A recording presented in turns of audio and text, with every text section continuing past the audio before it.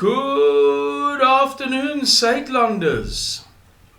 Good afternoon from a wet and deliciously miserable Van der Kloof, Northern Cape.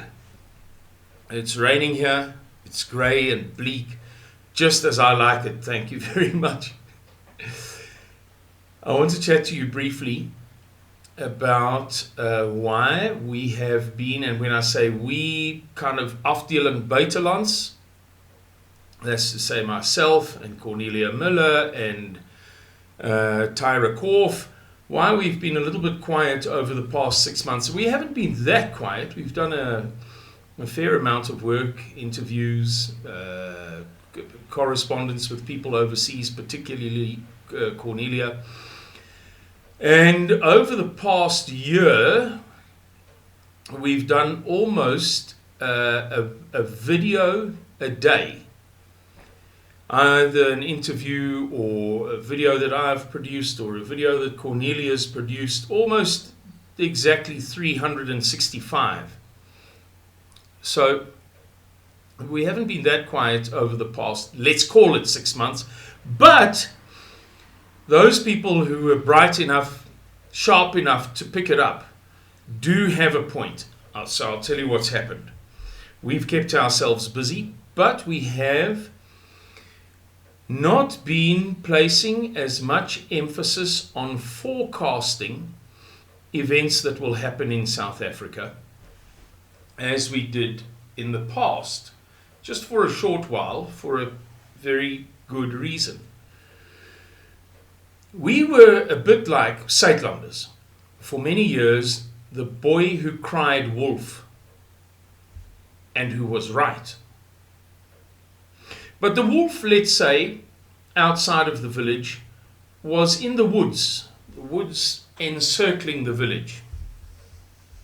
And it didn't come into the village, and it didn't grab the flocks of sheep in the meadows surrounding the village, the meadows, the pastures between the woods and the village. But it was there, and we were right, in spite of all of the naysayers who said that we were exaggerating and wrong and so on. And so I, responsible for my department, took a decision last year, and the way I explained it to Mr. Miller is we are like the boy who cried wolf, who was right. And now it's time for the skeptics to see for themselves. It will lend greater credibility to us. There's nothing like saying something and being contradicted and then being proven right. It is more successful, it is more effective for your credibility and reputation than if you keep saying the same thing. Because in the end, by the time you've said it 1,000 times, but it's only happened once, there's still that kind of thing of, were they exaggerating?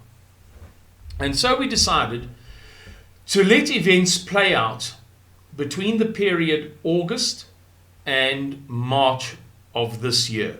It was a very conscious decision, which has proven to be not a bad decision. You know that over the past 6 months, many dramatic and powerful things have happened. We've seen far greater symptoms than ever before of the collapse of the South African Police Service. We have seen through the Zondo Commission a far greater scale, a far larger picture of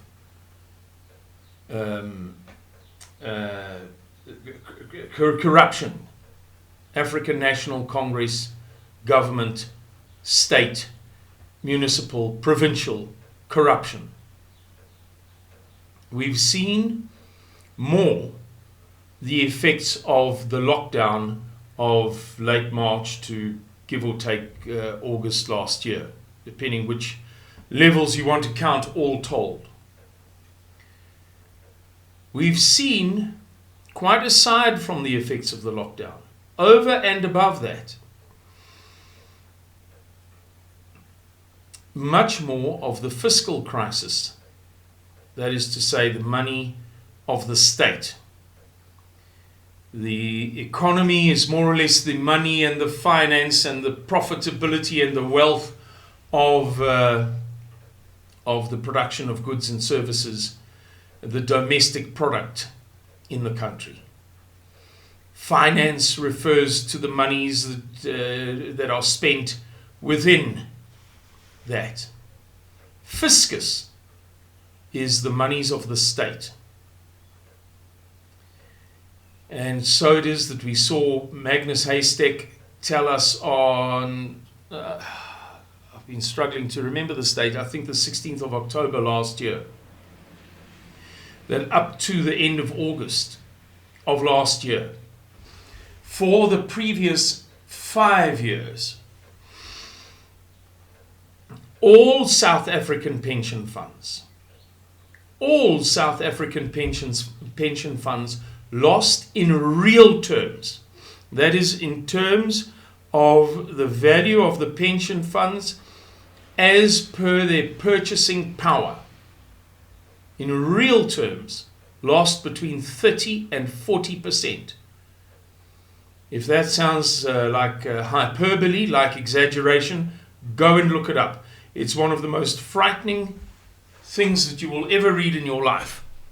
And he demonstrates his point in a very scholarly way. It's quite persuasive and convincing. That's why Mike Schussler said in an interview on ENCA, I'm guessing now, I suppose around about September of last year, I'm not sure. And in fact, it may have been EWN, not ENCA, that there was a shortfall, a daily shortfall of 2 billion rand in the fiscus. So Magnus Haystack is talking about the economy and how it's reflecting in the performance of pension funds, economy and finance. And Mike Schussler is talking about the problems in the fiscus and how it's reflecting in the government's budget and its ability to spend money. And during the course of the interview, Mike Schussler said, in fact, it's not 2 billion rand a day. It's about 50 or 52 billion rand a month. In other words, slightly less than 2 billion rand a day, working out to about 50 billion rand a month. And these were things that we wanted people to begin to see for themselves. Another case in point was the fight within the ANC. We were getting ongoing reports of how severe things are in the ANC, but they weren't always manifesting publicly. We weren't always able to see compelling symptoms, something that you can point to and use to say, hey, look at me, I'm right. This guy's got an iron deficiency. He's got a boil on his knee. We were receiving reports that this guy is not eating enough iron, he's eating too many sweets, his diet is poor, blah, blah, blah, blah. But we weren't seeing the boil that much. So, wait a few days, wait a couple of weeks, wait a couple of months. The boil will come. That has been our approach for about the past 6 months, give or take. And there are many other things to point to. We knew that we didn't have to stamp our feet and beat our drum concerning what would happen in the US elections. We knew that it would play out according to the script because we were already familiar with the hammer and the scorecard conspiracy and with the Transition Integrity Project and so on. Of course, we couldn't predict precisely what would happen, but we knew that there were going to be ructions, that the Democrats and the deep state had committed themselves devotedly to fighting tooth and nail to execute a coup d'etat through a stolen election.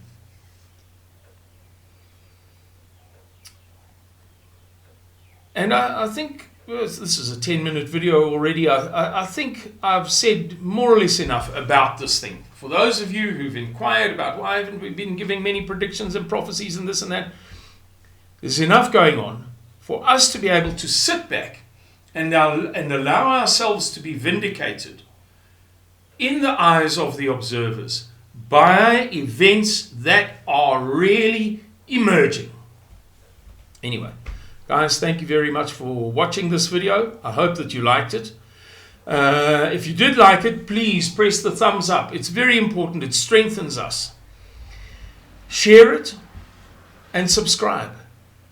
Take good care. Bye-bye.